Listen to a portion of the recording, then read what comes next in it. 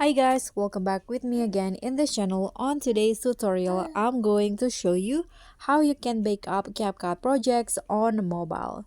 So by baking up the projects, you can open it also on your computer if you want to edit there. So here, let's say I want to bake up this projects right here. So what you need to do is click on the three dots icon under the project itself, this one, and here there will be an option to upload it to space. So by backing up, you need to upload it to your space. You can choose the space that you want. If you have more than one, click on select. After that, you can see the processing is ongoing, baking up drop. And if you want to see the progress, click on the space in here, then click on the details at the top. And this is my project. Now it's baking up.